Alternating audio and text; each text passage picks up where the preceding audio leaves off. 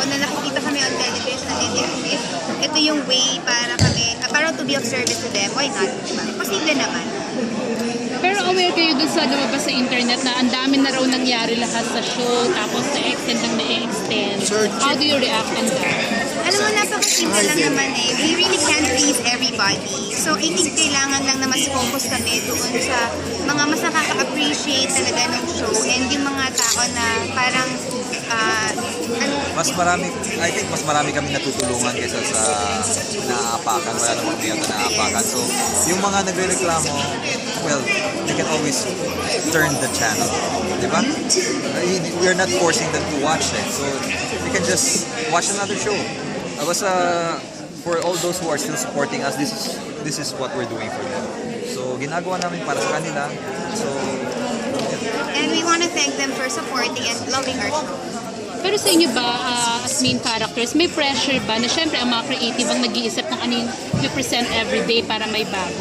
Kayo as main characters, meron din ba kayong mga sinasuggest na para mas mapaganda pa, may mga bagong mapanood sa show?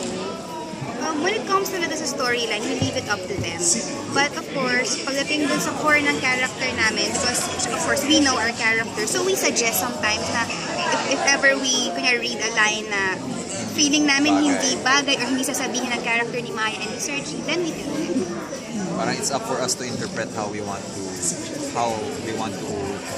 act it out. Kung anong sinulat nila. Nasa din ba kayo na hindi nakasama sa film fest ang movie?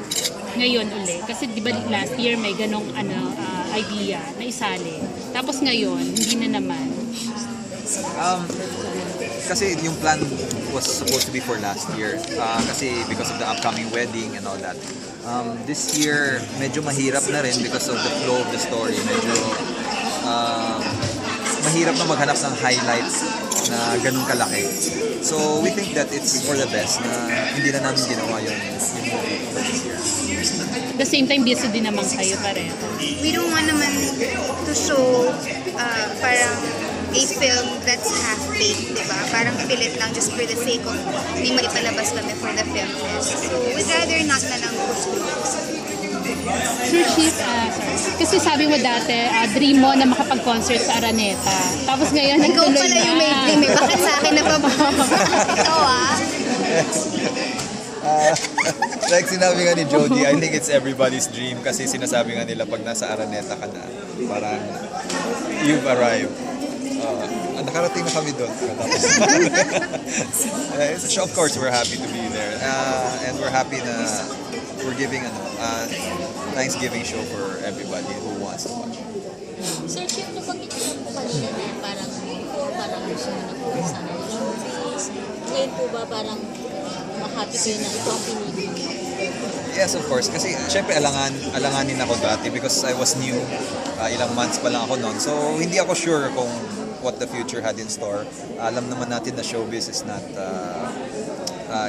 stable. It's not something that you do every day. And so, well, I've found a balance na I can continue with my businesses and still be in showbiz. So I'm happy where I am right now. Hindi mo sinasabi ka ba kay Sir to encourage me to start showbiz? May advice? Advice? And I think naman na he's he's very intelligent and he's wise. So alam niya kung ano yung gagawin niya, kung anong diskarte yung gagawin niya sa akin. So ngayon po, Sir Chief, ano na kayo na, dire-diretso na to? Hanggang tinatangkilik po kayo? If the people still want me to be here, so nandito pa rin ako. Kasi marami kaming na-encourage, na-inspire, which is something that you don't get to do in other fields. So parang yung satisfaction namin nandyan. Feedback sa here? Or can you share some? Of course, yung story ng mga ng inspiration, na-inspire yung mga tao, yung mga kababayan natin sa abroad, ito yung ginagamit nila na parang coping mechanism nila sa kanilang pangungulila, sa mga pamilya nila dito sa Pilipinas. Or yung iba naman, may mga sakit na, kumbaga, nagkakaroon sila ng hope every day dahil dun sa napapanood nila sa Be Careful With My Heart. I think those are just some of the stories. May specific, there was a lady who wrote me. Kasi her husband passed away. So parang feeling niya gusto na niya sumama, parang gano'n. She had no more hope left in life, parang gano'n. And when she started watching Be Careful, parang bumalik yung zest niya for life. So she wrote me a thank you note just to tell me na we inspired her. So that's very touching. I saw her. Nakita namin. Will your production numbers be parang in line with the characters or talagang separate sa gagawin ni Sir Chief and Maya sa tunay na buhay? According dun sa initial meeting namin, nandun pa rin, inuhulma pa rin siya sa story na Be Careful With My Heart. But then, we can perform as ourselves. So yung nabanggit mo kanina, Jody, na parang hindi mo mai-imagine na parang yun yung gagawin mo. Pwede pa bang konting hints? Like outfit, eto na ba, wala, Beyonce na Hindi, wala. Rihanna. lifting. Yung ano. Kasi siguro, na lang, doon sa mga outfit kasi hindi pa rin talaga namin napag-usapan. Ang kailangan na pag-usapan niya ng stylist ko. But, para may hint lang, Rihanna song siya. Oh, tama ka, Sir Chief. So alam niyo na kung ano yung outfit. Lilipad-lipad din ba? Ano ko sandali, kailangan katakot-takot na stretching ang kailangan ko dyan. Ulit. Hindi ko pa alam kasi G-Force ang bahala dyan. Okay. Ikaw naman, Sir Chief. Sir Chief, ikaw daw ba magpapakita ng abs? Pag mahanap ko sila. Pag mahanap ko yung abs ko. So ano nga abang ang bago sa'yo dun sa concert aside from singing? I don't know, kasi I'll be singing more Tagalog songs lang this time. And I'll have production numbers with Jody and with Aiza also. So hopefully, bago yan, matutuwa naman yung mga viewers. Actually, sa totoo lang, na-excite kaming lahat. So, lahat naman tayo na-excite, di ba? Okay. Kasi makabiglang ako lang pala nun. Kasi nakaka-excite lang dahil it's not every day that you get to parang perform sa Araneta, di ba? And we were given that chance. So, yun lang. Nakakatuwa lang, nakaka-excite at nakakakaba lang talaga. Okay. Jody, dahil sa lagi na-extend yung show, may kinalaman ba to kung bakit hindi pa rin natutuloy ang iyong love life, yung pagpapakasal in real life? May kinalaman kasi 'di ba? Syempre tuloy yung show, busy pa.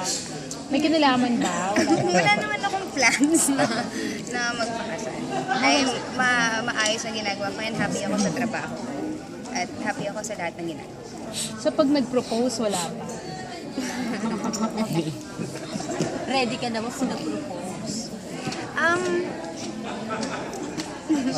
Hi! Nag-smile.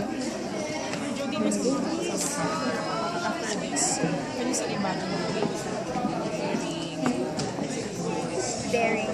Project or maybe something na different. It would really depend on the project, Pero kasi, I was really thinking na after Be Careful With My Heart, sana yung mga proyekto na gagawin ko, makakapag-impart ng value sa mga viewers. Kasi alam naman natin na napakalaki ng epekto ng television sa mga manonood. So, I feel that parang responsibility na I cannot just do a project. So, kailangan din na piliin ko din kung ano yung mga gagawin ko after this show. Jody, you said you'll be praying for the Rebilla. Sorry, segue ko na. Nakadalaw ka na ba kay Sir? Rather not comment about it, but I'll be welcoming questions about the concert. Thank you. Reverse na po, friends.